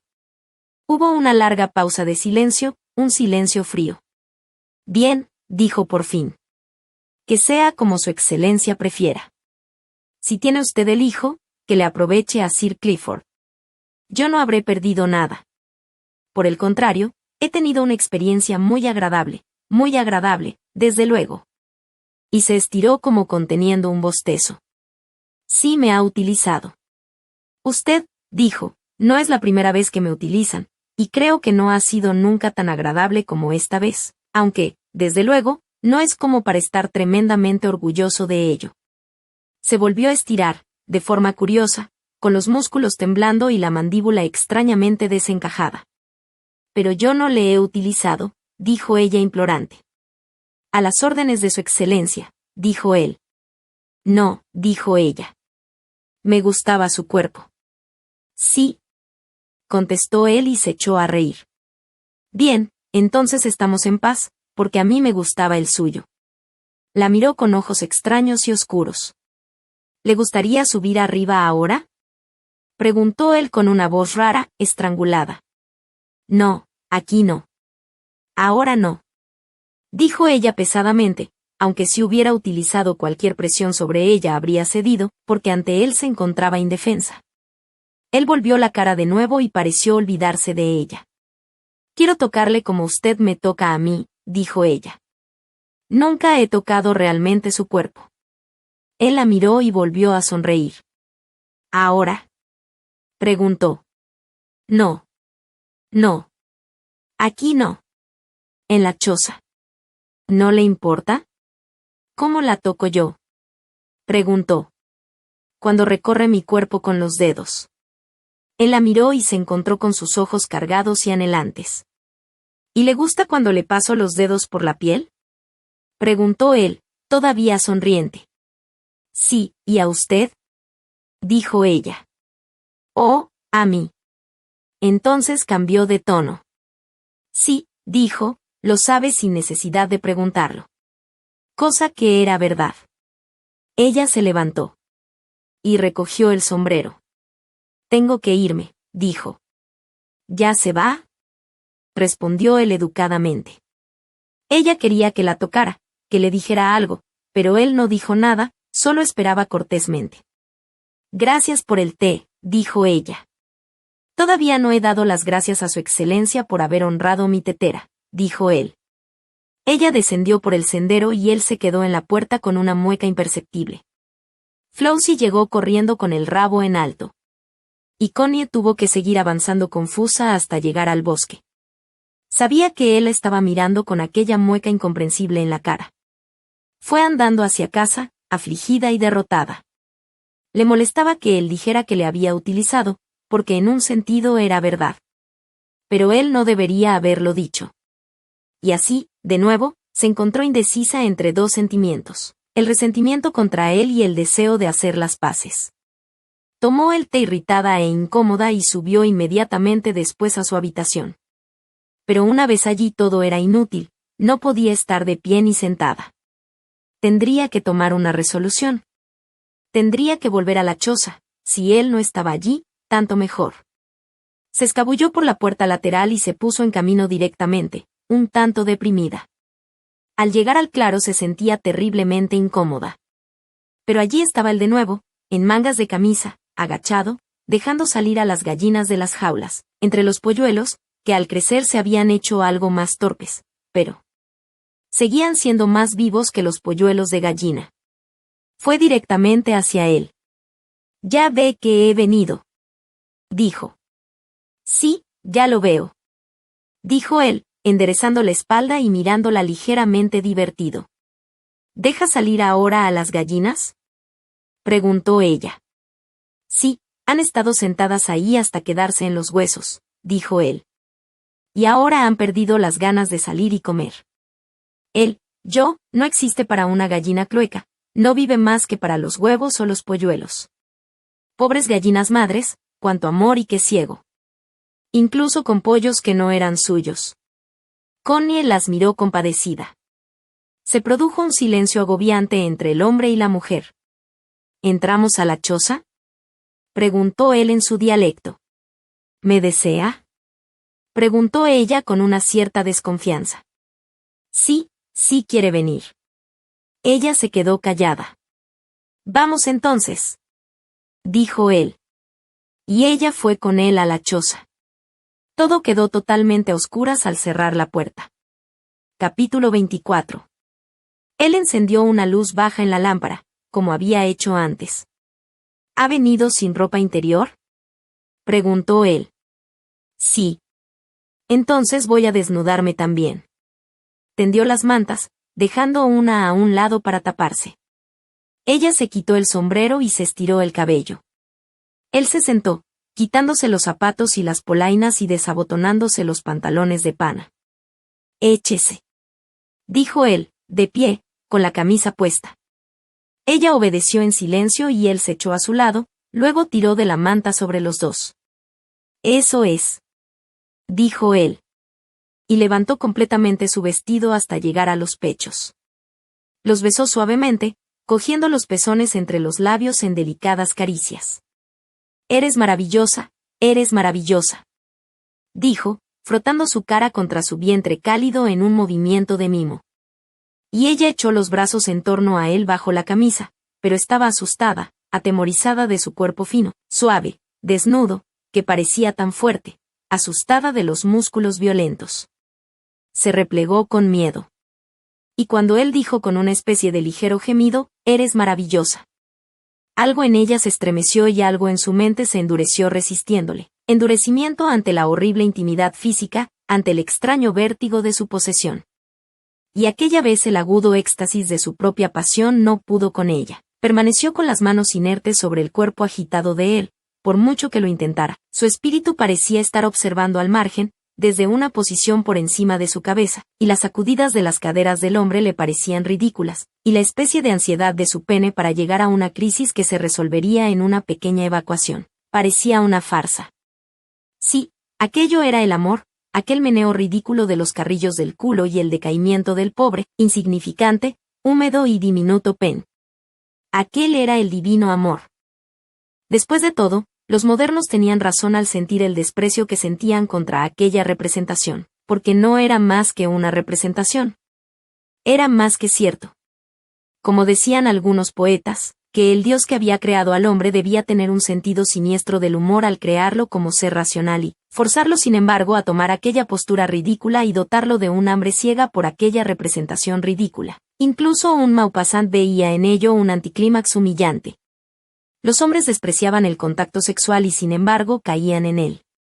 Fría y despreciativa, su extraña mente femenina se mantuvo al margen, y aunque adoptó una perfecta inmovilidad, sentía el impulso de levantar las caderas y expulsar al hombre, de escapar a su siniestra garra, a la embestida y al cabalgamiento de sus absurdas nalgas.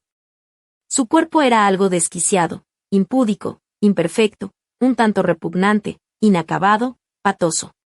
Porque, sin duda, una evolución plena de los seres humanos acabaría con aquella comedia, aquella función. Y, sin embargo, cuando él hubo terminado poco después y se quedó muy, muy quieto, refugiándose en el silencio y en una distancia extrañamente inmóvil, lejos, más allá del horizonte de la conciencia de ella, su corazón empezó a llorar. Le sentía ir alejándose como un reflujo, dejándola allí como una piedra en la playa. Se estaba retirando, abandonándola en espíritu. Él lo sabía. Y con una pena real, atormentada al mismo tiempo por sus pensamientos y su reacción a ellos, empezó a llorar. Él no hizo nada, o quizás ni siquiera se dio cuenta. La tormenta del llanto fue creciendo y la hizo estremecerse a ella y notarlo a él. «Sí», dijo él. «No ha estado bien esta vez. No estabas aquí. Así que lo sabía». Sus gemidos se hicieron violentos. «¿Pero qué importa?», dijo él. «Eso es algo que pasa de vez en cuando». «No, no puedo quererte», gimió ella, sintiendo de repente su corazón destrozado. «¿No puedes? No sufras por eso. No hay ninguna ley que te obligue. Tómalo como es». Él seguía tendido con la mano sobre el pecho de ella. Pero ella había dejado de tocarle con las suyas. Sus palabras no sirvieron de consuelo. Ella empezó a sollozar abiertamente. «No, no», dijo él. «Las que se van por las que se vienen. Esta ha sido de las que se van». Ella lloraba amargamente entre sollozos. «Pero quiero quererte y no puedo. Y eso me parece horrible». Él soltó una risa breve, entre amargo y divertido. «No es horrible», dijo, «aunque tú creas que lo es. Y no puedes hacer que sea horrible. No te preocupes de si me quieres o no. Eso es algo que no se consigue con quererlo. Siempre hay una almendra amarga en la cesta. Hay que tomar las buenas con las malas. Retiró la mano de su pecho, dejando de tocarla. Y ahora que nadie la tocaba empezó a sentir una satisfacción casi perversa por todo aquello. Le repugnaba el dialecto, su forma vulgar de comerse la mitad de las palabras. No le importaba que se pusiera en pie si le daba la gana, frente a ella, abotonándose aquellos absurdos pantalones de pana por las buenas. Por lo menos Michalis había tenido la delicadeza de volverse. Aquel hombre estaba tan seguro de sí mismo que no se daba cuenta de que para los demás era un payaso, un patán. Y, sin embargo, cuando empezó a apartarse para ponerse en pie en silencio y dejarla, se aferró aterrorizada a él. «No te vayas. No te vayas. No me dejes. No te enfades conmigo, apriétame fuerte. Apriétame». Susurró con un frenesí ciego, sin saber siquiera qué estaba diciendo y agarrándose a él con una fuerza desesperada. Era de ella misma de quien quería que la salvaran, de su propia ira y resistencia interiores. De aquel irresistible rechazo interior que se apoderaba de ella. Volvió a tomarla en sus brazos, la atrajo hacia sí y de repente se volvió pequeña en el abrazo, pequeña y agradecida. Había desaparecido, la resistencia había desaparecido y empezó a diluirse en un maravilloso estado de paz.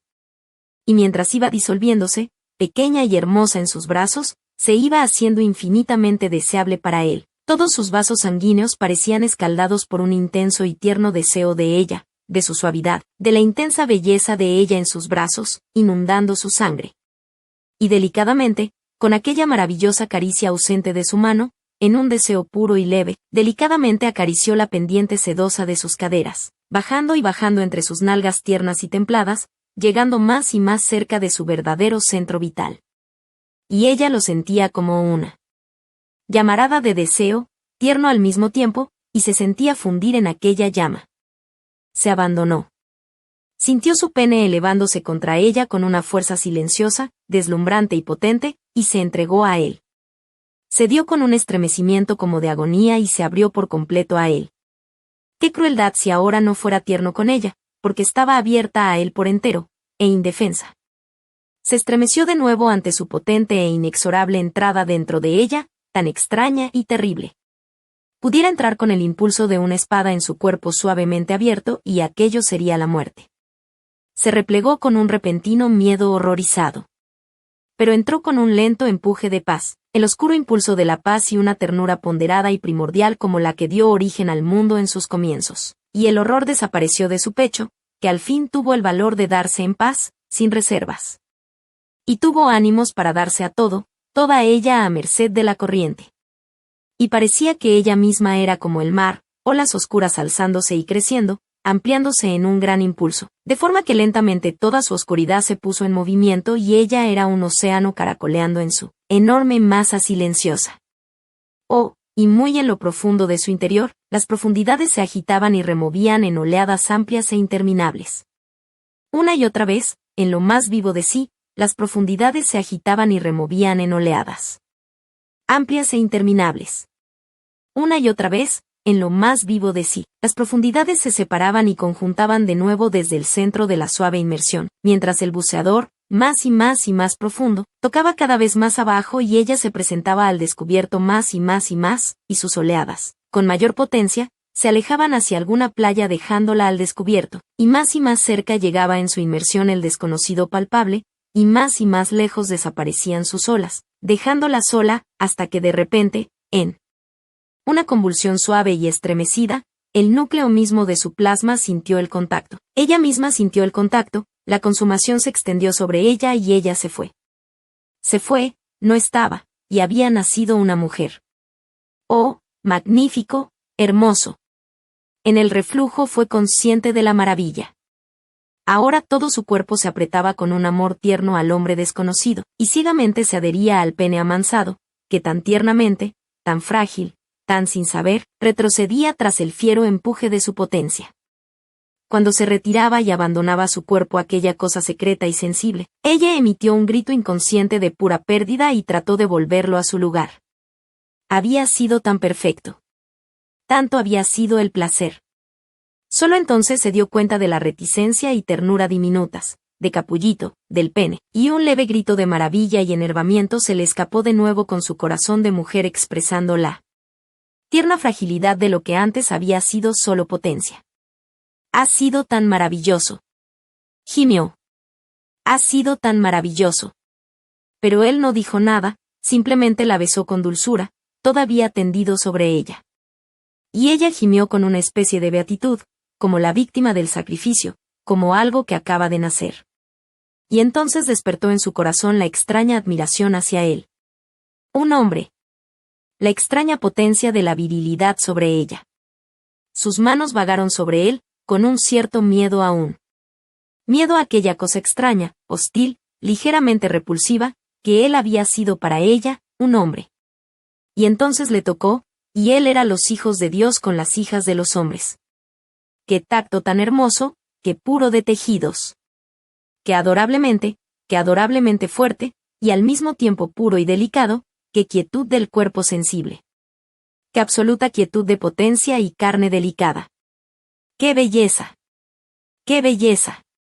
Recorrió temerosamente su espalda con las manos hasta llegar a las suaves y reducidas esferas de las nalgas. ¡Belleza! ¡Qué belleza! Una llamarada repentina de una nueva conciencia penetró en ella. ¿Cómo era posible que hubiera tanta hermosura en aquello que antes solo le había causado repulsión? La indecible belleza del tacto de las nalgas templadas y vivas. La vida en la vida, la hermosura cálida y llena de vigor. Y el extraño sopeso de los huevos entre sus piernas. ¡Qué misterio! ¡Qué extraño peso oneroso de misterio que podía mantenerse suave y pesado en la mano! Las raíces, raíz de todo lo adorable, raíz primigenia de toda belleza plena.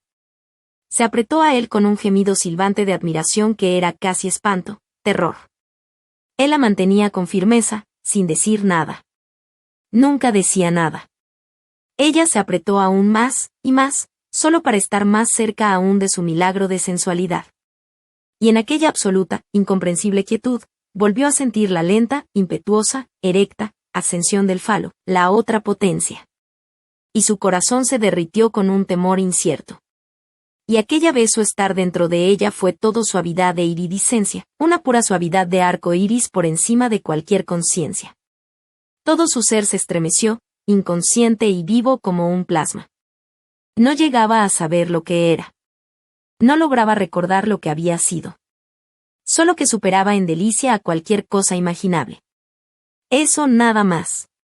Y luego permaneció en una calma absoluta, totalmente olvidada de sí misma, ausente sin saber por cuánto tiempo. Y él seguía con ella, acompañándola en un silencio inefable. Y de aquello no hablarían nunca. Cuando de algún modo volvió la conciencia del mundo exterior, ella se pegó a su pecho, murmurando, «Mi amor. Mi amor». Él la abrazaba en silencio. Ella se acurrucó en su pecho, perfecto.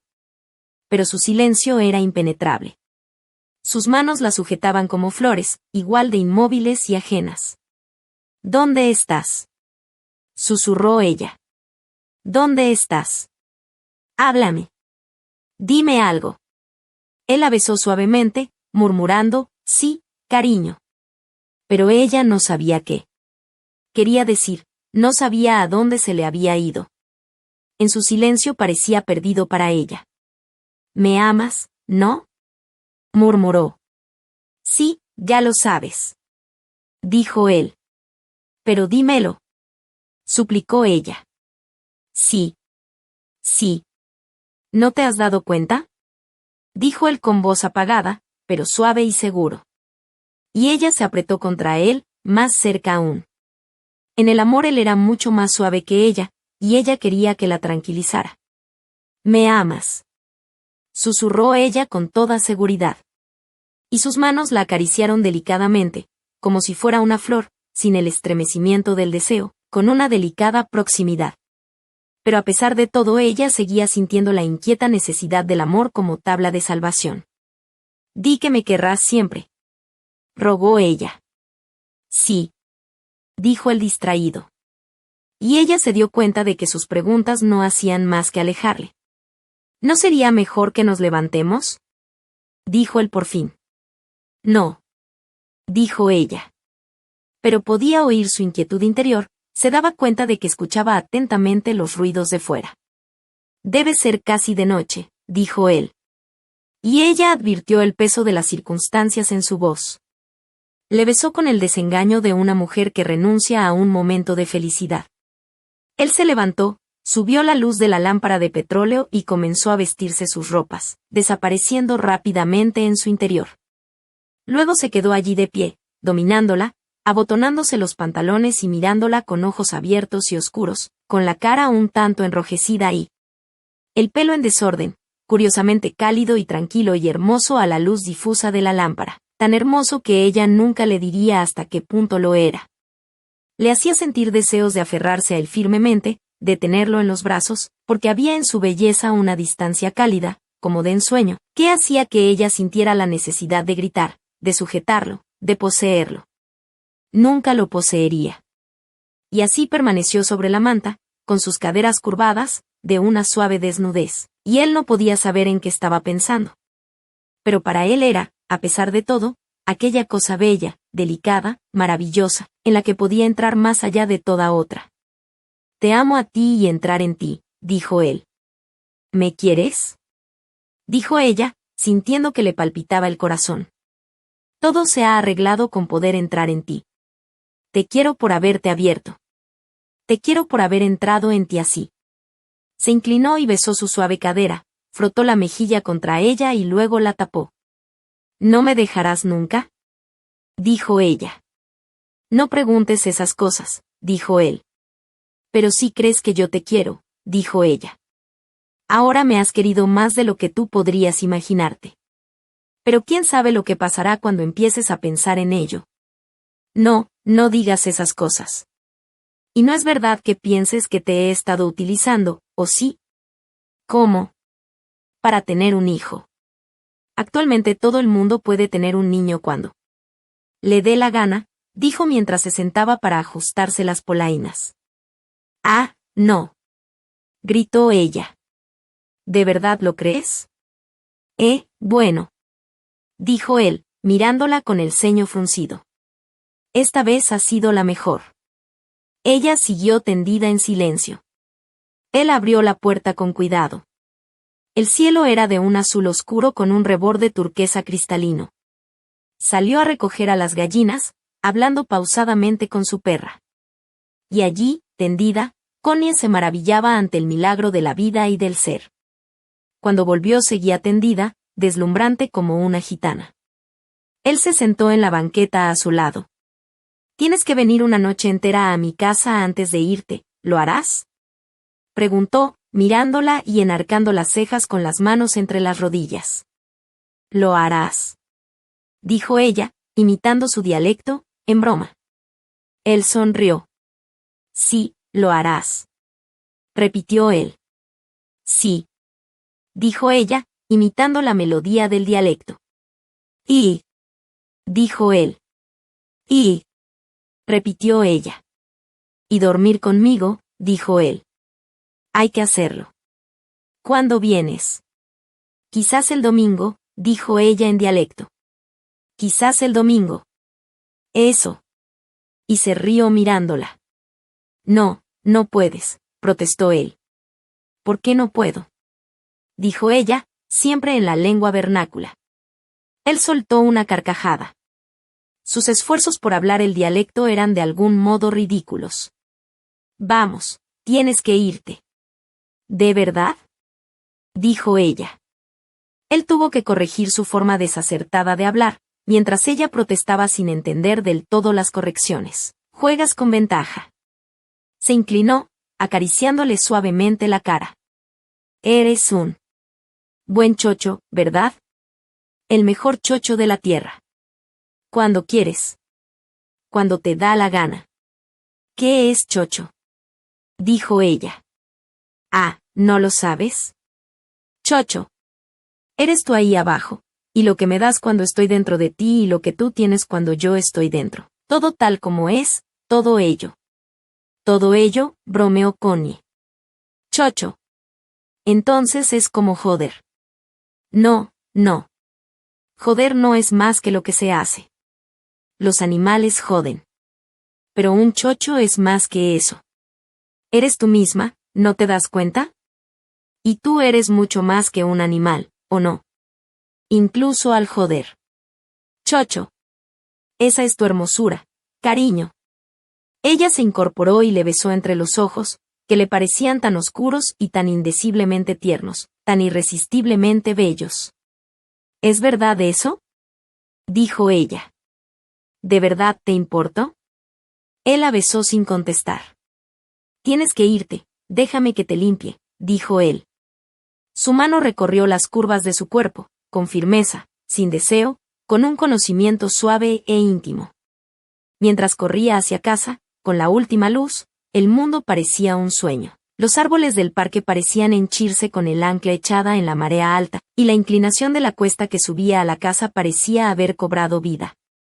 Capítulo 25. El domingo, Clifford quería ir al bosque. Hacía una mañana hermosa. Las flores de los perales y los ciruelos se habían abierto repentinamente al mundo en un esparcido milagro de blancos. Era cruel que Clifford, mientras florecía el mundo, necesitara ayuda para pasar de la silla de ruedas a la silla de motor. Pero él había olvidado su situación y hasta parecía enorgullecerse un tanto de su parálisis. Connie seguía sufriendo al tener que colocar en su sitio sus piernas inertes. Ahora lo hacían la señora Bolton o Phil. Le esperó en la parte alta del camino, junto al cortavientos que formaban las hayas. Su silla llegó entre ronquidos del tubo de escape, con una especie de lenta importancia senil. Al llegar junto a su mujer dijo, Sir Clifford en su alazán piafante. Rebuznante por lo menos. Rió ella. Él se detuvo y se volvió a mirar la fachada de la larga mansión baja y parda. Y Bragby no mueve ni una pestaña. Dijo. ¿Pero por qué habría de hacerlo? Yo cabalgo sobre los logros de la mente humana, y eso está por encima de cualquier caballo. Supongo que sí. Y el espíritu de Platón subiendo al cielo en un carruaje de 2 caballos iría hoy en un Crawford, dijo ella. O en un Rolls Royce, Platón era un aristócrata. Desde luego. Nada de caballo negro que apalear y latigar. Platón no pudo llegar a imaginarse que llegaríamos a tener algo mejor que su corcel blanco y su corcel negro. Nada de corceles, solo un motor. Solo un motor y gasolina. Dijo Clifford. Espero que podamos hacer algunos arreglos en la vieja cabaña al año que viene. Creo que puedo ahorrar unas 1000 libras para eso, aunque tal como se ha puesto la mano de obra. Añadió. Bueno. Dijo Connie, si no hay más huelgas. ¿Y de qué le serviría ir otra vez a la huelga? Para arruinar a la industria, o lo que queda de ella, seguro que esos cuervos han empezado a darse cuenta. Quizás no les importe arruinar a la industria, dijo Connie. Deja de hablar como una mujer. La industria les llena el estómago, aunque no mantenga sus bolsillos tan en forma, dijo, utilizando expresiones que tenían un extraño sabor a señora Bolton.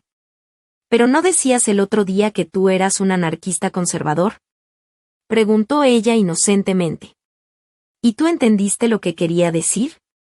Reaccionó él. Lo único que quería decir es que la gente puede ser lo que les dé la gana, sentir lo que les dé la gana y hacer lo que les dé la gana en su vida privada, siempre que no toquen las formas de vida ni el aparato. Connie avanzó algunos pasos en silencio. Luego dijo obstinada, parece como decir que un huevo puede estar todo lo podrido que quiera siempre que mantenga entera la cáscara. Pero los huevos podridos se rompen solos. No creo que la gente sean huevos, dijo él. Ni siquiera huevos de Ángel, mi querida y pequeña predicadora. Estaba un tanto rebosante aquella mañana de sol. Las alondras retozaban en el parque, en la hondonada, la mina lejana derramaba su humo en silencio. Era como en los viejos tiempos, antes de la guerra. Connie no tenía muchas ganas de discutir. Pero tampoco tenía muchas ganas de ir con Clifford al bosque. Y así siguió caminando junto a su silla con una cierta obstinación. No, dijo él, no habrá más huelgas si se saben llevar las cosas. ¿Por qué no? Porque se hará que las huelgas sean casi imposibles. ¿Pero lo permitirá la gente? No vamos a preguntarles. Lo haremos cuando no se den cuenta, por su propio bien, para salvar la industria. por tu propio bien también, dijo ella. Naturalmente. Por el bien de todo el mundo. Pero por el suyo más que por el mío. Yo puedo vivir sin las minas. Ellos no. Se morirán de hambre si no hay minas. Yo tengo otros recursos. Miraron por encima del valle hacia la mina y, más allá, hacia las casas de techos negros de Teversal, reptando como una serpiente colina arriba. Las campanas de la vieja iglesia grisácea anunciaban, domingo, domingo, domingo. ¿Es que la gente te va a dejar que dictes las condiciones? Dijo ella. Cariño, tendrán que hacerlo, si se hace cortésmente. ¿Y no sería posible llegar a un acuerdo mutuo? Por supuesto, cuando se den cuenta de que la industria es más importante que el individuo. ¿Y es inevitable que tú seas el dueño de la industria? Dijo ella. Y no lo soy. Pero de lo que me pertenece sí, sin ningún género de duda. El mantenimiento de la propiedad se ha convertido actualmente en una cuestión religiosa, tal como ha sido desde Jesús y San Francisco. Lo importante no es, toma todo lo que tengas y dáselo a los pobres, sino, utiliza todo lo que tengas para levantar la industria y dar trabajo a los pobres. Es la única forma de alimentar todas las bocas y vestir todos los cuerpos. Dar a los pobres todo lo que tenemos significaría el hambre para los pobres tanto como para nosotros. Y el hambre universal no es una meta elevada. Incluso la pobreza general no sería nada apetecible. La pobreza es desagradable. ¿Y la desigualdad? Es el destino. ¿Por qué es el planeta Júpiter más grande que Neptuno? No se puede andar alterando el equilibrio de las cosas. Pero una vez que hayan empezado la envidia, los celos y el descontento, comenzó ella. Hay que hacer lo posible por acabar con ello. Alguien tiene que dirigir la función. ¿Quién dirige la función? Preguntó ella. Los hombres que tienen y manejan las industrias. Se produjo un largo silencio. A mí no me parecen buenos directores, dijo ella. Entonces aconseja tú lo que deben hacer. No toman su tarea directiva muy en serio, dijo ella. La toman más en serio de lo que tú tomas ser la esposa de un lord, dijo él. Pero eso es algo que se me ha echado encima. No soy yo quien lo desea, dijo ella abruptamente. Él detuvo la silla y se quedó mirándola. ¿Quién elude ahora su responsabilidad? Dijo él, ¿quién está tratando de escapar ahora a la responsabilidad de su tarea directiva, como tú la llamas? Pero yo no quiero ninguna tarea directiva, protestó ella. Ah. Pero eso no es más que cobardía. Estás en ella, condenada por el destino. Y tienes que amoldarte. Quien ha dado a los mineros todo lo que tienen que valga la pena, toda su libertad política, su formación buena o mala, la higiene y los hospitales, sus libros, su música, todo. ¿Quién se lo ha dado?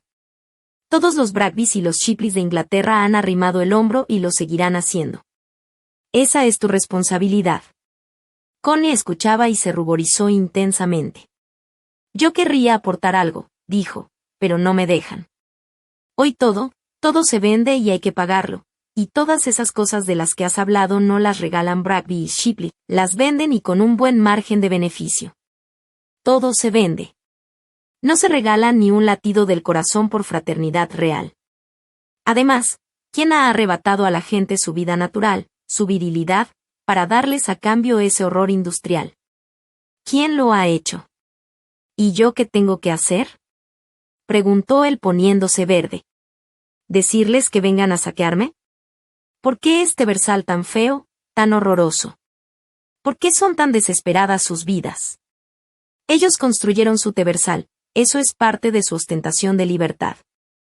Ellos han construido ese Teversal encantador y viven su encantadora vida. Yo no puedo vivir su vida por ellos. Hasta el último escarabajo debe vivir su propia vida. Pero tú haces que trabajen para ti. Y ellos viven la vida de la mina y del carbón, que son tuyos. En absoluto. Cada mochuelo busca la comida donde quiere. Nadie está obligado a trabajar para mí. Sus vidas están industrializadas y no tienen salida, y lo mismo pasa con las nuestras, dijo ella. Yo no lo creo así. Eso no es más que una frase hecha y romántica, una reliquia del romanticismo lánguido y decadente. Si te miro no me pareces un personaje desesperado, querida Connie. Aquello era verdad. Porque sus ojos de un azul oscuro despedían chispas, sus mejillas tenían los colores encendidos, parecía plena de una pasión rebelde, muy lejos del abatimiento de la desesperanza. Advirtió, en los lugares en que la hierba era más espesa, las prímulas nuevas de aspecto algodonoso, erguidas y húmedas aún en su envoltura. Y se preguntó con rabia por qué estaba tan segura de que Clifford no tenía razón, y sin embargo no sabía explicárselo, no podía decir exactamente en qué estaba equivocado. No me extraña que los hombres te odien, dijo. No es verdad, replicó él. Y no te equivoques, en tu concepto del mundo no son hombres. Son animales y no los entiendes ni los entenderás nunca. No te fíes de tus ilusiones sobre los demás. Las masas siempre han sido igual y siempre lo serán. Los esclavos de Nerón no se diferenciaban en casi nada de nuestros mineros. O de los obreros de las fábricas de coches de Ford. Me refiero a los esclavos de las minas y los campos de Nerón. Son masa, imposible de cambiar. Puede que surja un individuo de las masas. Pero ese surgimiento no altera a la masa. Las masas son inalterables. Ese es uno de los puntos más importantes de la ciencia social. Panem et circenses. Solo que la educación es hoy uno de los malos sucedáneos del circo. El error es que hoy hemos suprimido grandes trozos de la parte circense del programa y hemos envenenado a las masas, con algo de educación. Cuando Clifford se excitaba realmente en sus opiniones sobre el pueblo bajo, Connie sentía miedo. Había algo demoledoramente cierto en lo que decía. Pero era una verdad que mataba. Al verla pálida y silenciosa, Clifford puso de nuevo la silla de ruedas en marcha. No volvieron a decir nada hasta detenerse ante la cancela frente al bosque para que ella abriera. Lo único que tenemos que hacer ahora, dijo él, es utilizar el látigo en vez de la espada. Las masas han sido dominadas desde el principio de los tiempos y hasta que los tiempos se acaben tendrán que seguir siendo dominadas. Es una pura hipocresía y una farsa decir que se pueden gobernar por sí mismas. ¿Y tú, puedes dominarlas?, preguntó ella. Yo. Claro que sí. Ni mi cabeza ni mi voluntad están paralizadas y yo no mando con las piernas. Yo puedo desempeñar la parte que me corresponde en el mando, absolutamente la parte que me corresponde, y dame un hijo y él sabrá cargar con su parte después de mí. Pero no sería tu propio hijo, no pertenecería a tu clase dirigente, o quizás sí, titubeó ella. No me importa quién sea su padre, siempre que sea un hombre sano y con una inteligencia normal. Dame un hijo de cualquier hombre sano de inteligencia normal y yo le convertiré en un Chatterley perfecto. Lo importante no es quién nos haga, sino el lugar donde nos coloque el destino. Coloca cualquier niño entre las clases dominantes y crecerá para convertirse, dentro de su capacidad, en un dominador. Sitúa a los hijos de reyes y duques entre las masas y serán pequeños plebeyos, productos de la masa. Es la presión irresistible del medio. Entonces la plebe no es una raza y los aristócratas no son una sangre, dijo ella. No, hija mía. Todo eso es una ilusión romántica. La aristocracia es una función, una parte del destino. El individuo apenas tiene importancia. Es cuestión de a qué función nos dedican y para qué función nos adaptan. No son los individuos los que forman una aristocracia, es el funcionamiento del todo aristocrático. Y es el funcionamiento de la masa todo lo que convierte al plebeyo en lo que es. Entonces no formamos todos una comunidad humana. Como prefieras. Todos tenemos necesidad de llenar el estómago. Pero cuando se trata del funcionamiento expresivo o ejecutivo creo que hay un abismo absoluto, entre las clases dominantes y las serviles. Ambas funciones son opuestas. Y la función determina al individuo. Connie le miraba estupefacta. ¿Te vas a quedar ahí?, dijo. Y él puso en marcha la silla. Había dicho lo que tenía que decir y volvió a caer en su apatía peculiar y un tanto ausente que a Connie le parecía tan molesta. En todo caso estaba dispuesta a no discutir en el bosque. Frente a ellos se abría el tajo del camino de herradura entre la espesura de los avellanos y los alegres árboles grises. La silla avanzaba renqueante, apareciendo lentamente entre los no me olvides que se elevaban en el camino como una espuma de leche más allá de la sombra de los avellanos. Clifford conducía por el centro, donde el paso de pies humanos había mantenido un canal entre las flores. Pero Connie, detrás de él, había observado cómo las ruedas iban aplastando las aspérulas y la hierbabuena y destrozando las pequeñas flores, amarillas entre la hierba. Ahora dejaban una estela entre los no me olvides. Todas las flores estaban allí, las primeras campanillas formaban remansos azules como de agua estancada. Tienes toda la razón al decir que es hermoso, dijo Clifford. Impresionantemente hermoso. ¿Qué cosa hay que tenga una hermosura comparable a la primavera inglesa? Connie pensó que parecía como si hasta la primavera floreciera por una ley del Parlamento. Una primavera inglesa. ¿Por qué no irlandesa o judía? La silla avanzaba lentamente, entre macizos de vigorosas campanillas azules. Enhiestas como el trigo y sobre las hojas grises de la bardana. Cuando llegaron al claro donde se habían talado los árboles, cayó sobre ellos una luz intensa. Y las campanillas formaban sábanas de un azul brillante aquí y allá que pasaba a veces al lila y al púrpura. Y entre ellas levantaban los helechos sus cabezas marrones y rizadas como legiones de crías de serpiente con un nuevo secreto que susurrarle a Eva. Clifford siguió su marcha en la silla hasta el pico de la colina, Connie le seguía lentamente. Las yemas de los robles se abrían suaves y marrones. Todo despertaba tiernamente del viejo letargo. Incluso los robles, retorcidos y rugosos, dejaban brotar sus tiernas hojas nuevas, abriendo sus alas finas y marrones a la luz como crías de murciélago. ¿Por qué los hombres nunca presentaban al exterior nada nuevo, ninguna frescura que les rejuveneciera? Hombres caducos. Clifford detuvo la silla en lo alto de la pendiente y miró hacia abajo. Las campanillas inundaban de azul el camino e iluminaban cálidamente el sendero. Es un color muy bonito el natural, pero no puede utilizarse en un cuadro, dijo. Tienes razón, dijo Connie. No sé si arriesgarme a ir hasta el manantial, dijo Clifford. ¿Crees que la silla será capaz de seguir subiendo? Preguntó ella. Lo intentaremos, el que no se arriesga no pasa la mar. Y la silla comenzó a avanzar, lentamente, traqueteando por el amplio y hermoso camino cubierto de jacintos azules que lo invadían. Oh última. De las naves sobre los fondos de jacintos. O barca sobre las últimas aguas salvajes en el último viaje de nuestra civilización. ¿A dónde, oh siniestro bajel de ruedas, te lleva tu lento bogar? Silencioso y complaciente iba Clifford. Sentado al timón de la aventura, con su viejo sombrero negro y su chaqueta de cheviot, inmóvil y precavido.